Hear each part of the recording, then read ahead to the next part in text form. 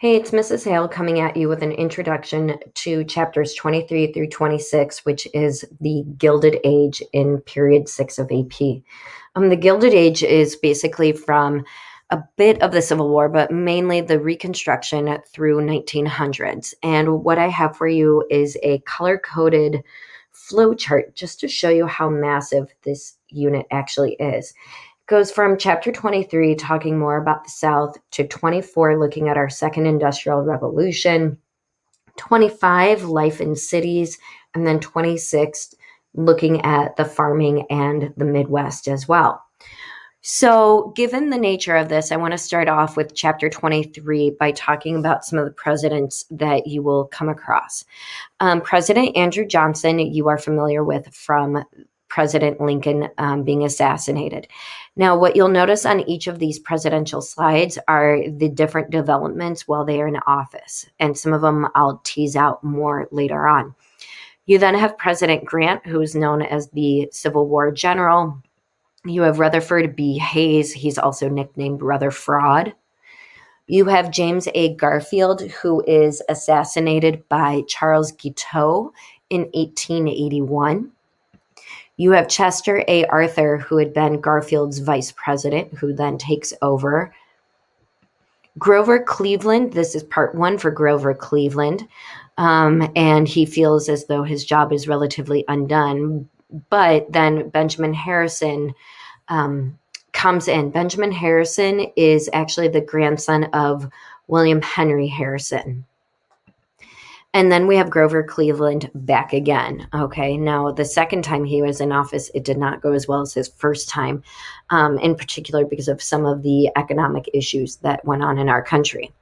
Now, to paint a bit of the political picture going on at this time period, by 1876, so when you start with President Grant, the Democrats control the House of Representatives. And can keep in mind, they actually were the ones that pushed the state rights, limited powers of the federal government compared to the Republican Party on that, okay?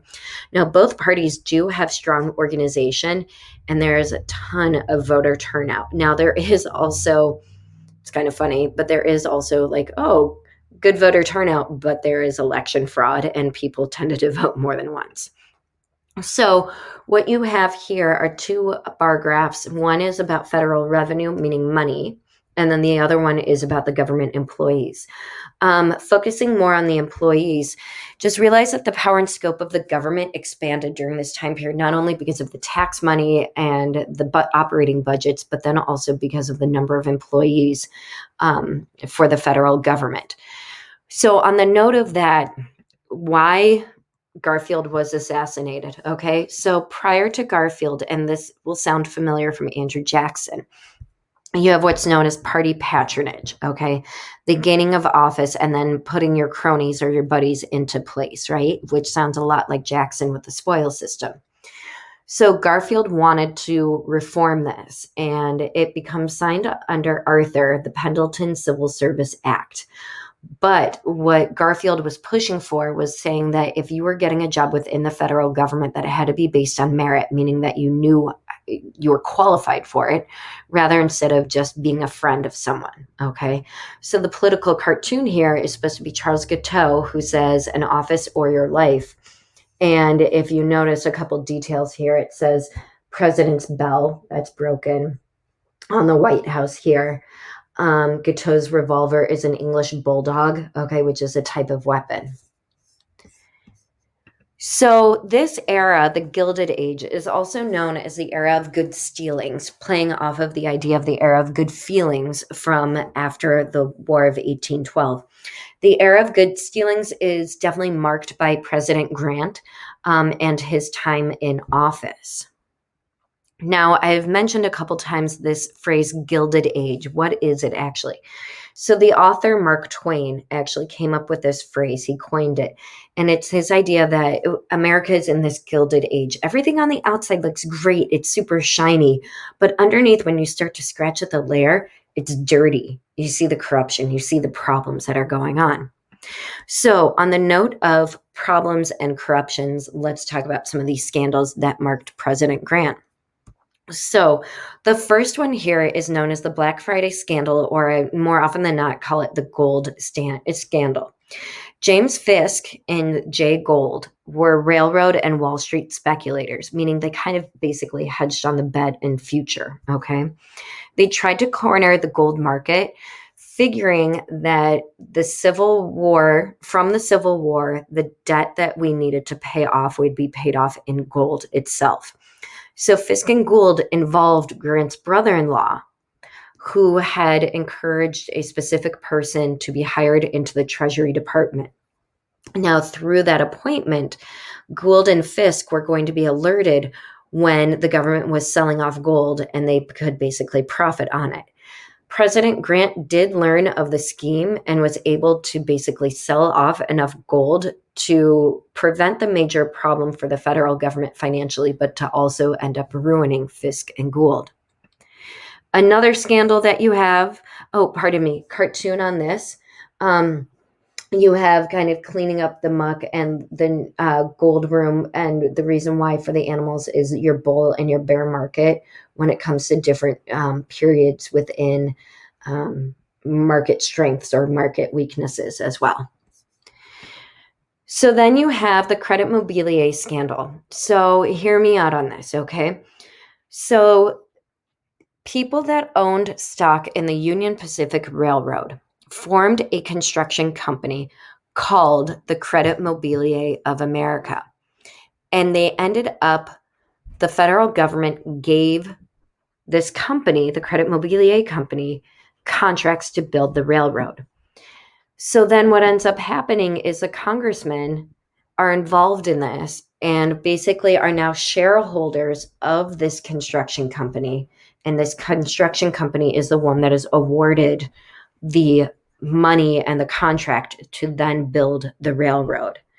So it's a bit convoluted, but basically what you end up noticing is that the congressmen are personally benefiting when they end up giving the contracts for the building to the Credit Mobilier Company. And then the Credit Mobilier Company is really the Union Pacific Railroad.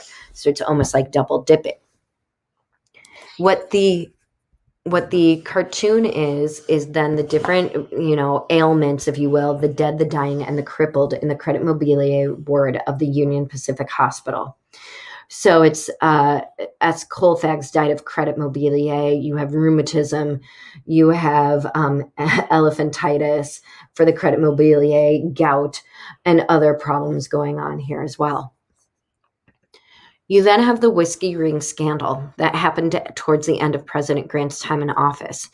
So Benjamin Bristow, who was Grant's third Secretary of the Treasury, found a group of distillers who had been falsifying reports. Distillers are people that make alcohol.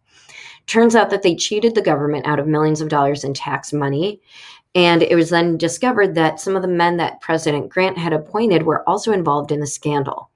And it included someone as close to Grant as his personal secretary. So on the state and city level, you then look at a group of people known as the political bosses. So political bosses were men who were in charge of what's known as a political machine. The bosses and the machine worked together to provide jobs, provide political favors, services to local residents, and basically getting support. Their supporters were the poor working urban class and some immigrants as well. It was a lot of, I do you a favor and you do me a favor, okay? And so this image here, and we'll look more at cartoons in a little bit here. If you look at the cufflink, it says William M. Tweed. Underneath his thumb is New York, and across the bay is New Jersey. So here's another caricature of Boss Tweed, as he is known as. Okay, he's oftentimes shown rotund with money symbol. If this was a clearer image, it would actually be a pin of a cat who is known as the Tammany Tiger because he's in charge of Tammany Hall. He is reported to have said, I don't care who does the electing so long as I get to do the nominating. And he is the epitome of your political bosses. So, as far as politics and economics go, you then have the Great Panic of 1873. Now, this began in September of 1873 when a Philadelphia banking company, Jay Cooke and Company, declared bankruptcy. And this was the same banking company that had actually helped finance the Civil War, okay, or for the Union, excuse me. Now, what ends up happening is this company, Jay Cooke and Company, had actually helped fund all of the railroad construction. So when this one company then goes bankrupt, it then there was a lot of cause effect, and that set off a chain reaction of bankruptcies and unemployment among several corporations in America or companies in America. 25% of the nation's railroads went bankrupt. About 18,000 businesses failed between 1873 and 1875. Now, what ends up happening is the farmers who were drastically hurt by this panic, okay, started to push the government to issue what are called greenbacks, okay? It was a currency that we used to use. Now, the farmers knew that if we start issuing greenbacks, basically printing more money, that it would cause inflation and help the debtors, okay? Because if you had a dollar loan, like $1,000 loan, it would be easier to pay off that loan if the money was devalued, okay? Because you would have more of it, if you will. Now, this gets into some issues with hard money, okay, or gold back only. And so what ends up happening is President Grant vetoes the bill to print more greenbacks. And so it's the creditors, the people that were owed the money, not the debtors, who won. In the election of 1876, and you then have the Compromise of 1877, okay? So you can tell that you have Republican Rutherford B. Hayes running against Samuel Tilden, okay, who's the Democrat. Now, with this, okay, you can tell how close the vote actually is, and some electoral vote 50 to 50, 50% to 50%. So the Republican support had declined for several reasons, mainly because of the panic and the recession there. Also because President Grant, with all the corruption that had been going on. So what ends up happening is Samuel Tilden had made a name for himself for his prosecution of Boss Tweed, which is a bit ironic because Tweed was a Democrat, Tilden is a Democrat, and Tweed and Tilden at one point had actually worked together as well. Then you have Hayes, who had been basically a no-name candidate, but he came from Ohio, which was like a swing state, okay? Now, what ends up happening was that, and you can tell from states that are red surrounded by blue areas, Louisiana, Florida, and South Carolina, there was suspected fraud that had happened in those states. So a special committee was set up in Congress to determine which of the candidates would actually get the electoral college votes from there. Now, Tilden does win the popular vote, but he lacked enough electoral college votes. And so this is where you then get a compromise, if you will, of 1877. Now, the Southern politicians gave their support for Hayes in return for his promise to pull the remaining troops out of the former Confederate states, so to end the military part of Reconstruction. So it's called the deal that ended Reconstruction, and it's also known as a corrupt bargain, which we had heard before from John Quincy Adams. So what then happens in society during the Gilded Age is revolving, in chapter 23, revolves around a lot of the freed blacks, okay? So keep in mind, 13th Amendment abolished slavery, 14th and 15th deemed citizenship, and then voter rights, okay? Now, we come across the term Jim Crow, and it was first used in 1832 for an exaggerated black character in a minstrel show, which is shown here on the right in the picture. A minstrel show would be like a variety show, a stage show, okay? Now, it did become a very offensive racial slur, okay, quickly. And by the end of the 19th century, it was used to describe the segregationist regime or regimen that had spread throughout the South. So some examples of Jim Crow laws, ones that you guys would be familiar with would be like your lunch counters, your textbooks, that type of thing. But then I came across some other ones. Prisons from Mississippi. The warden shall see that the white convicts shall have separate apartments for both eating and sleeping from the Negro convicts. Parks in Georgia. It shall be unlawful for colored people to frequent any park owned or maintained by the city for the benefit, use, and enjoyment of white persons, and unlawful for any white person to frequent any park owned or maintained by the city for the use and benefit of colored persons. I think the segregation on that one is interesting. Burial in Georgia. You have the officer in charge shall not bury or allow to be buried any colored person upon ground set apart or used for the burial of white people. Nurses in Alabama. No person or corporation shall require any white female nurse to nurse in wards or rooms in hospitals, either public or private, in which Negro men are placed. Intermarriage in Wyoming. You then have the marriages of white persons with Negroes, mulattoes, Mongolians, and Malaya, hereafter contracted in the state of Wyoming, are and shall be illegal and void.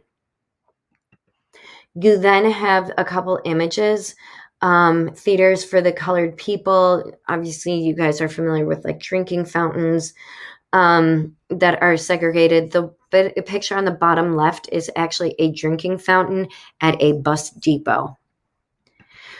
So in addition to the Jim Crow laws, you then have sharecropping, okay? So keep in mind, sharecropping is when a lot of the blacks and some poor whites were forced into the practice, okay? Because with sharecropping, a lot of states and counties legally forbade blacks from buying their own land. And so in order to make a living, they agreed to farm someone else's land and rent out the tools. Then in return for payment, the sharecropper would then give the landowner at least half of their harvest. It is similar to tenant farming. However, instead of giving the harvest, you would then actually make payment, okay? Now, what is interesting about tenant farming is that if a black person didn't want to work in that system, he could actually be arrested as a vagrant and forced into slave labor as punishment. And in a sense, sharecropping, maybe more so tenant farming, was almost like slavery without the chains, okay? Because it was about the dollar and the unfair legal system. You also have a group known as exodusters, and these exodusters were freedmen who migrated from the South into the frontier states, like into Kansas. Now, that wasn't without its own problems, because to cross the Mississippi River, there were steamboat owners who refused to transport the blacks. The cartoon and the map that you guys see, the map is the percentage of farms that are sharecropped by counties. And then on the bottom, or on the right-hand side, it says a popular idea of Freedmen's Bureau, plenty to eat and nothing to do, implying that people had lots to eat and that they didn't have to work in order to get anything. So then you also have some other oppressive measures, basically looking at your black disenfranchisement, which means taking away your right to vote. So you have literacy tests, okay? Literacy tests were requiring voters to read and interpret your constitution or even the state constitution in order to prove that they could read and write. Now, though those laws did not mention race and then technically didn't violate the 15th Amendment, it obviously targeted blacks because as ex-slaves, they were the least likely group to be able to read and write. You then also have poll taxes, sometimes requiring as much as $2 in tax to vote, which again didn't mention race, but targeted blacks and also poor whites. You do have the grandfather clause that said a potential voter could have a grandfather who had voted before 1867. And in order for that, you would have to prove that you had a grandfather who could have voted in that time, once again, targeting the blacks. So you couple this with the intimidation from the Ku Klux Klan, and blacks began to lose their voice in society. The Ku Klux Klan was founded in 1867 by Nathan Bedford Forrest, who was an ex-Confederate general. He had created this invisible empire that would terrorize through various tactics, intimidation, threatening, and even killing Blacks and Republicans. Oftentimes, the Ku Klux Klan members were high-ranking legal officials, policemen, politicians. And what ended up happening is they had gained a following until about the late 1870s. And part of the reason why they did not gain much further traction after that point was because of the Enforcement Acts of 1870 and 1871. Now, the Ku Klux Klan and the Enforcement Acts was passed by Congress, and it was an anti-Klan law that sought to protect Black voters and made violations of civil and political rights a federal offense. And it sought to end the KKK violence. And what it basically did succeed in tampering and killing off, if you will, the Ku Klux Klan for the time being. The Ku Klux Klan does get a revival in the early 1900s, like 1920s, and is still an active group today. The Plessy versus Ferguson is a court case that said separate but equal, okay? And this gave rise to Jim Crow segregation. And it was basically upholding the legality of racial segregation as long as facilities were equal in quality, and therefore it became known as separate but equal. Homer Plessy had actually sued in order to be able to use a white train car, a white person's train car. But the court had ruled 7-2 against Plessy, and this is where you get the famous phrase, separate but equal, okay? Now, the other part of this chapter does go into oppressing of other people as well, and it's focused on the Chinese. There is a strong anti-immigrant movement that comes through during the Gilded Age, and we see it come to head with the Chinese Exclusion Act of 1882. Now, the reason why for the anti-immigration is economics, okay, because feeling that immigrants would work for less money. You have then the fear of the Catholic and Jews. You have people that aren't real Americans then. So with the Chinese Exclusion Act of 1882 prohibited people from China entering the country for 10 years, and the law is eventually extended.